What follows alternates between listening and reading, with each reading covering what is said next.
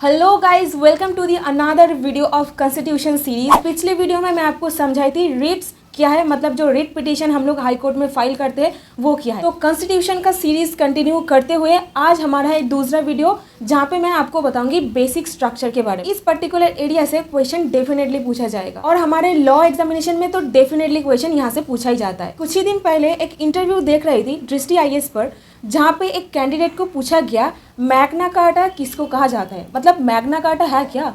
तो हमारे Indian constitution में फंडामेंटल राइट्स को भी मैग्ना कार्टा बोला जाता है। ठीक है, तो फंडामेंटल राइट्स मैग्ना कार्टा कैसे बना, तो इसका जो जर्नी है और यहाँ पे जो सारा एमिनेंट केस लॉ है और ये सारे केस लॉ सीढ़ी के तरह काम किया और हमारा फंडामेंटल राइट्स ये सीढ़ी चढ़ के बन गया एक बेसिक स्ट्रक्चर। तो चलिए शुरू करते हैं। तो basic structure of the constitution of India. तो बेसिक स्ट्रक्चर की अगर बात किया जाए तो फंडामेंटल राइट्स का बात नहीं किया जाएगा, ऐसा नहीं हो सकता है। ठीक है, तो फर्स्ट ऑफ ऑल मैं ये जो बता रही थी मैग्ना कार्टा, इसका मतलब क्या है। मैग्ना कार्टा एक फर्स्ट रिटन डॉक्यूमेंट है इंग्लैंड का, जो इंग्लिश पीपल का कुछ राइट्स एंड ड्यूटीज और लाइबिलिटीज को इंश्योर किया था। तो मैग्ना कार्टा एक फर्स्ट रिटन डॉक्यूमेंट है इंग्लैंड का जो कुछ basic rights and liabilities English people को इंश्योर किया था। तो इसी के तरह हमारे कॉन्स्टिट्यूशन ऑफ इंडिया जो कि एक mother law of the land part 3 है, जो बताता है फंडामेंटल राइट्स के बारे में, और ये सारा फंडामेंटल राइट्स एक मैग्ना कार्टा है we the people of India के पास। और ये जो फंडामेंटल राइट है ना, ये अनट्रेंच है इन इंडियन कॉन्स्टिट्यूशन। अनट्रेंच ये जो वर्ड है इसका मतलब है जो एक राइट जो we the people of India plus इनमें से कुछ राइट है जो एक फॉरेन नेशनल को भी देता है, दैट ये सारे राइट्स एक गारंटीड राइट्स है और इसको कोई भी टेक अवे नहीं कर सकता है। तो यहाँ पे आपके लिए क्वेश्चन रहेगा दैट कौन सा आर्टिकल एक फंडामेंटल राइट देता है फॉरेन नेशनल को भी, मतलब ये एक ऐसा राइट है जो फॉरेन नेशनल की तरफ भी एक फंडामेंटल राइट के हिसाब से काम करेगा। इसका आंसर कमेंट सेक्शन पर बताओ। अभी आगे बढ़ती हूँ। तो जब भी बेसिक स्ट्रक्चर डॉक्ट्रिन के बारे में बात किया जाएगा तो दो आर्टिकल सबसे पहले पिक्चर में आता है। सबसे पहला आर्टिकल 13 और दूसरा है आर्टिकल 368। तो आर्टिकल 13 एंड 368 इन दोनों में बहुत ही टैसल चला था ये सारा का सारा जो basic structure of the constitution है इसको बनाने के लिए। तो सबसे पहले आर्टिकल 13 जो एक guarantor and protector of the fundamental rights, and article 368 parliament को राइट दिया गया है कॉन्स्टिट्यूशन में अमेंडमेंट कर सकते हैं। तो इसीलिए यहाँ पर 3 मेन क्वेश्चन अराइज हो सकता है। सबसे पहला दैट पार्लियामेंट क्या फंडामेंटल राइट्स को अमेंड कर सकते हैं। दूसरा क्वेश्चन पार्लियामेंट क्या प्रियम्बल को अमेंड कर सकते हैं। और तीसरा क्वेश्चन पार्लियामेंट एंटायर कॉन्स्टिट्यूशन को ही क्या अमेंड कर सकते हैं। And most important question is that जो पावर अंडर आर्टिकल 368 में पार्लियामेंट ऑफ इंडिया को दिया गया है क्या ये पावर का कोई रेस्ट्रिक्शन नहीं है, क्योंकि आप सभी लोगों को पता है दैट फंडामेंटल राइट्स के साथ भी कुछ रीजनेबल रेस्ट्रिक्शंस भी आता है। तो सबसे पहला केस है शंकरी प्रसाद versus union of India.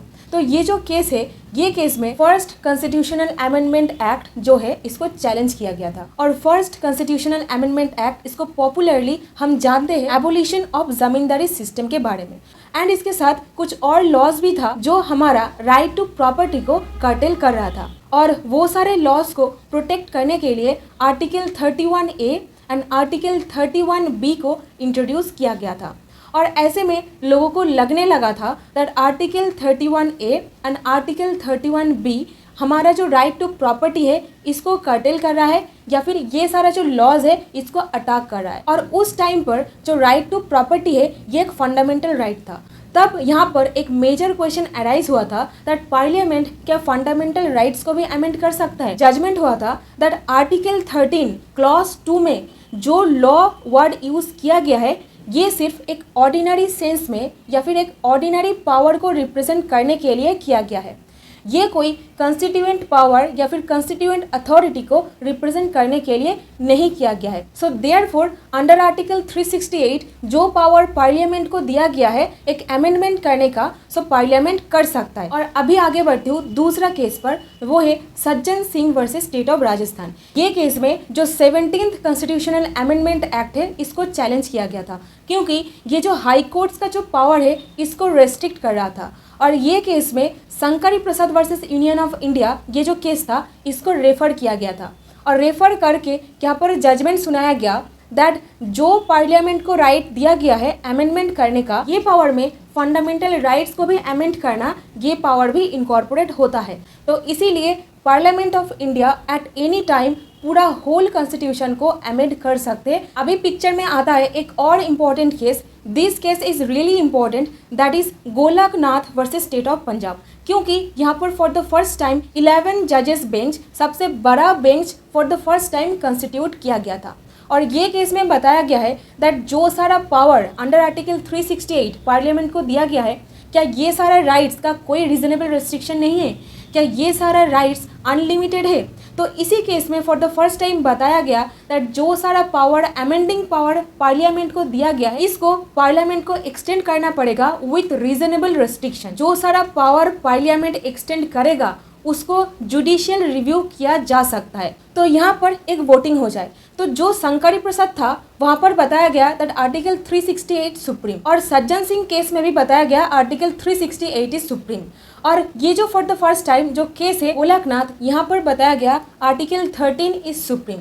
Parliament के पास कोई भी पावर नहीं है, वो एक बेसिक स्ट्रक्चर यानी फंडामेंटल राइट्स को अमेंड कर सकता है। तो सारा का सारा जजमेंट अब तक पास हुआ था सज्जन सिंह या फिर शंकरी प्रसाद, उसको रिवर्स करके गोलकनाथ में बताया गया दैट पार्लियामेंट के पास कोई पावर नहीं है जो एक बेसिक स्ट्रक्चर को अमेंड कर दे सके। और ये जो पर्टिकुलर डिसीजन है इसको गवर्नमेंट हजम नहीं कर पाए। ये डिसीजन के वजह से ही जो 24th अमेंडमेंट एक्ट है इसको इंट्रोड्यूस किया गया। 24th अमेंडमेंट एक्ट ला करके मेजरली 3 चेंजेस किया गया था। तो सबसे पहला चेंजेस किया गया था आर्टिकल 13 में।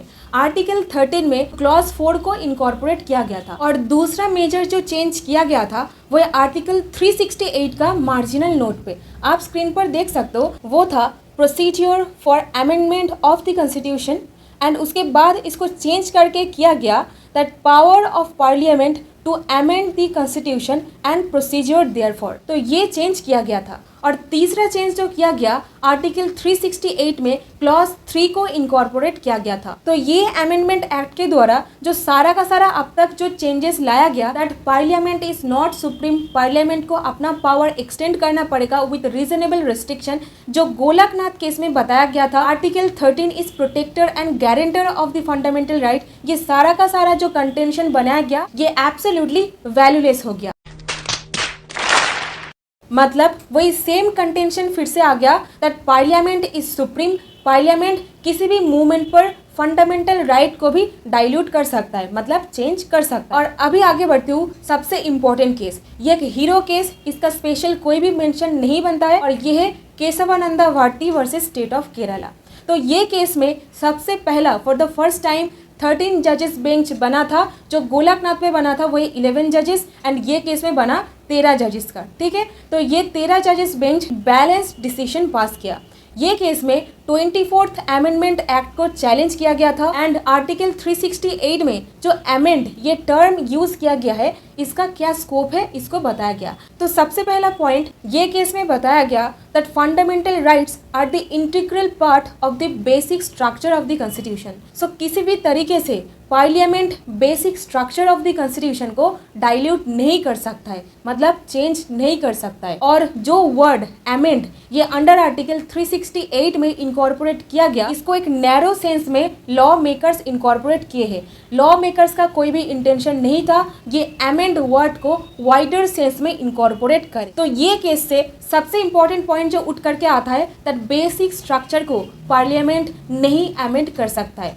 तो यहाँ पर एक क्वेश्चन आता है दैट जो पावर अंडर आर्टिकल 368 में पार्लियामेंट ऑफ इंडिया को दिया गया है अमेंडिंग पावर, इसको कितनी हद तक एक्सटेंड किया जा सकता है। तो यहाँ पर सुप्रीम कोर्ट ऑफ इंडिया ने बताया दैट आर्टिकल 368 का जो पावर है इसको हम ऐसे इंक्रीज या फिर ऐसे डिक्रीज नहीं कर सकते जिससे हमारा जो बेसिक स्ट्रक्चर है उसको एक क्षति पहुंचे, उसके ऊपर एक इंजुरी आ जाए। तो अमेंडिंग पावर को ऐसे इंक्रीज या फिर ऐसे डिक्रीज करना चाहिए जिससे हमारा बेसिक स्ट्रक्चर एकदम प्रोटेक्टेड रहे, उसके ऊपर कोई भी आंच नहीं आए। ठीक है, मतलब एकदम सेफगार्ड जोन में रहे। और ये अनदर इम्पोर्टेंट जो केस है यहाँ पर बताया गया था, पार्लियामेंट रिप्रेजेंट करता है जनता को, पीपल ऑफ इंडिया को रिप्रेजेंट करता है, तो इसी हिसाब से पार्लियामेंट सुप्रीम होना चाहिए। पार्लियामेंट के ऊपर कोई भी रेस्ट्रिक्शन नहीं दिया जाना चाहिए। और ये जो टर्म है बेसिक स्ट्रक्चर, ये एक एम्बिगुअस एंड वेग टर्म है, एंड आर्टिकल 368 का जो क्लॉज 4 है एंड 5 है, ये पूरा सिचुएशन को रेक्टिफाई करेगा। तो ये केस का जो डिसीजन था, इसको चैलेंज किया गया ये केस में, और ये केस में 42 amendment act and clause 4 and 5 of the article 368 इसको चैलेंज किया गया था। और ये केस में फाइनली बताया गया दैट सबसे ऊपर कॉन्स्टिट्यूशन इज सुप्रीम, क्योंकि ये एक mother law of the land है, and clause 4 and 5 of the article 368 ये एब्सोल्युटली अनकॉन्स्टिट्यूशनल है। So therefore Constitution of India is the special heritage of the country and it cannot be destroyed at any cost। तो इसी तरीके से मैं ये lecture यहाँ पर ख़त्म करती हूँ। अगर पसंद आया है एक लाइक करके चैनल को सब्सक्राइब करके आपका थोड़ा सा सपोर्ट दे दीजिएगा, और कोई भी अगर टॉपिक आपके दिमाग में है जो आप चाहते हो मैं कवर करूँ तो कमेंट पर लिख के ज़रूर बताइएगा। तो मिलती हूँ नेक्स्ट वीडियो में। Till then stay happy, stay blessed, keep learning new things, and thank you so much for watching this video. अगर इस वीडियो का आप PDF चाहते हो तो टेलीग्राम ग्रुप पर ज्वाइन कर लो। मिलती हूँ नेक्स्ट वीडियो में, तब तक बाय बाय।